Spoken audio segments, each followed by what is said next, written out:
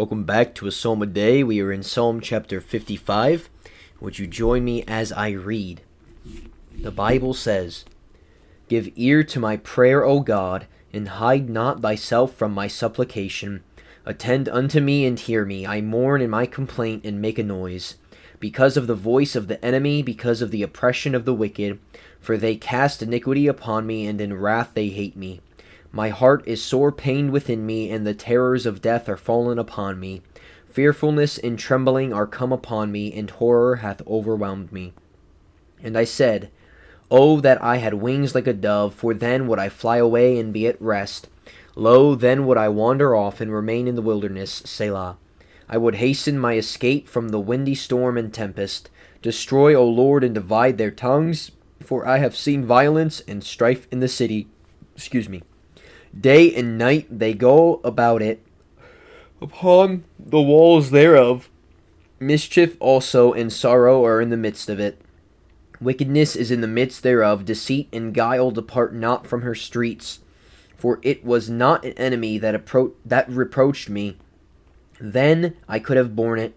Neither was it he that hated me that did magnify himself against me. Then I would have hid myself from him. But it was thou, a man mine equal, my guide and mine acquaintance.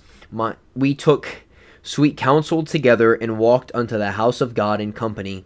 Let death seize upon them, and let them go down quick into hell. For wickedness is in their dwellings, and among them. As for me, I will call upon God, and the Lord shall save me.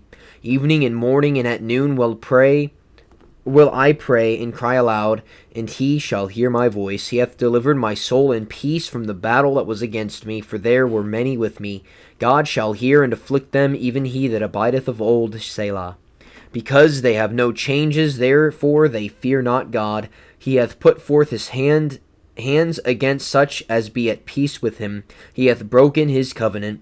The words of his mouth were smoother than butter, but war was in his heart. His words were softer than oil, yet were they drawn swords. Cast thy burden upon the Lord, and he shall sustain thee. He shall never suffer the righteous to be moved. But thou, O God, shalt bring them down into the pit of destruction. Bloody and deceitful men shall not live out half their days, but I will trust in thee." As we look at Psalm chapter 55, we see, first of all, in verses 9 through 11, we see that these people are in the city. They are with David. He says in verse 9, "Destroy, O Lord, and divide their tongues, for I have seen violence and strife in the city." He says in verse 10 that they go about it upon the walls, and he says that their mischief and sorrow are in the midst of it. In verse 11 it says, "Deceit and guile depart not from her streets." And so this is not enemies that are far away from David or in another country, but they are in the very city, the same city that David is in. He says in verse 12, verse 12 through 14, we see that it is a friend. David says, "For it was not an enemy that reproached me." He said, "Then I could have borne it. I could have carried it. I could have dealt with it. Neither was it he that hated me that did magnify himself against me. Then I would have hid myself from him." We see but verse 13, "But it was thou, a man mine equal, my guide and mine acquaintance. We took sweet counsel together, and walked unto the house of God in company." And I was reminded of two things. First of all, I was reminded of David's sin with Bathsheba, and how he betrayed Uriah the Hittite.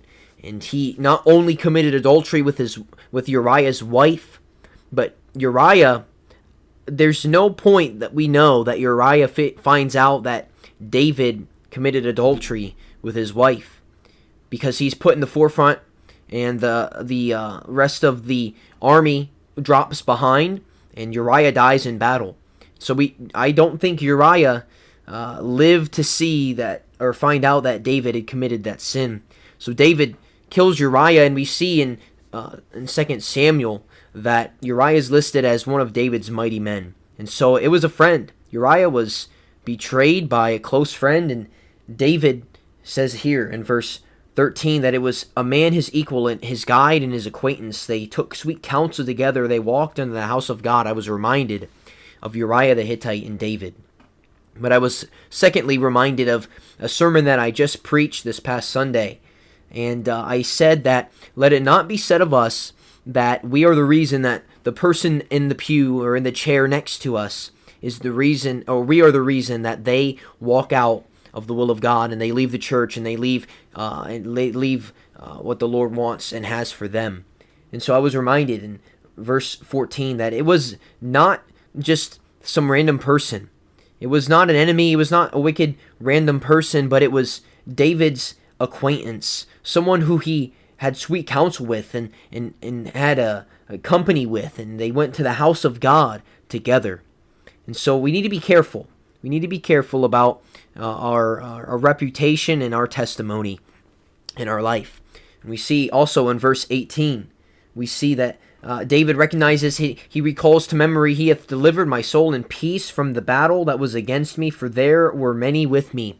So David, he has seen many victories. He has seen time and time again that God has saved him before, and he's asking him to do it again. And we see in verse 22, it's a cross-reference with 1 Peter 5 in verse 7. Verse 22 says, Cast thy burden upon the Lord, and he shall sustain thee. He shall never suffer the righteous to be moved. And lastly, verse 23. Regardless of others, David chooses to trust the Lord. He says, But thou, O God, shalt bring them down into the pit of destruction. Bloody and deceitful men shall not live out half their days, but I will trust in thee. So what is our application? To remind us that in trials, trust God. Look to God. Trials bring us closer to God and brings us, and it deepens our faith. It tries our faith, and it brings us closer to the Lord. And you can look at the story of Job. The Lord allowed Job to go through everything that he went through, but at the end he was restored sevenfold.